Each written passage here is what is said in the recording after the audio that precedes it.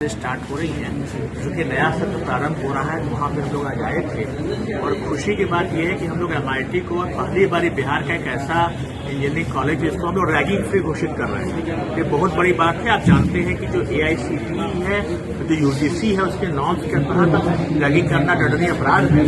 तो उस क्रम में हम लोग जो है रैगिंग फ्री घोषित कर रहे हैं। वैसे भी MIT में पिछले दिनों बहुत अधिक घटनाएं इस तरह की नहीं हुई हैं, लेकिन जो भी घटनाएं हुई अपने कड़ाई से निपटे हैं। तो अब हम चाहते हैं कि जो बच्चे नए आए हैं, जो वो बाहर से आते हैं, बहुत सारे बच्चे बिहार के बाहर के भी हैं, तो उनको घरेलू वातावरण मिले और किसी प्रकार से जो सीनियर लोग जो हैं उनको परेशान न करें।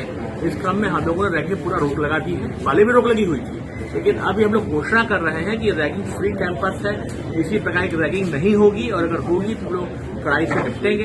दूसरी बात, हम लोगों ने ये भी कहा है, पहली बार ऐसी परंपरा है कि जो फर्स्ट सेमेस्टर के बच्चे हैं वो एक पेड़ माँ के नाम लगाएंगे। ये बहुत बड़ी बात है।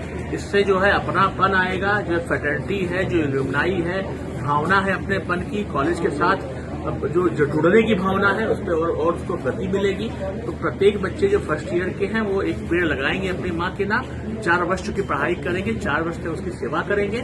4 वर्ष में पेड़ काफी बड़ा हो जाता है। उसके बाद भी इसी बहाने वो लोग आते रहेंगे और अपने कॉलेज के साथ, मुजफ्फरपुर की धरती के साथ उनका जुड़ाव होगा। ये भी परंपरा उन्होंने आज से स्टार्ट की है। सभी बच्चे इस प्रकार के काम कर रहे हैं। ये 2 काम हम लोग यहाँ पे कर रहे हैं।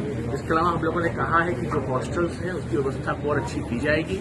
हमने ये भी कहा है, चूंकि पिछले दिनों कुछ बच्चियां बीमार पड़ गई थी, इसको हमने कड़ाई से लिया है। जो यहाँ के जो प्रॉक्टर, जो इसके वार्डन हैं, उनको निलंबित करने का भी निर्देश दिया हुआ है। जो भी इसके जिम्मेदार, जो भी शिक्षक हैं, जो भी लोग उसको देखते थे, वो तत्काल तौर से निलंबित किया जाए। तब उन्होंने ये भी कहा है कि जो खाने का, जो इन लोगों का जो किचन है, उससे जो पानी आता है उसमें RO प्लांट लगाया जाए, ताकि किसी प्रकार से भी, मतलब पीने के लिए तो रहेगा ही, जो खाने की चीजें हैं वहां पर किसी प्रकार की गंदगी जो है टंकी में भी न जाए और टंकी की प्रत्येक महीने सफाई कराई जाए।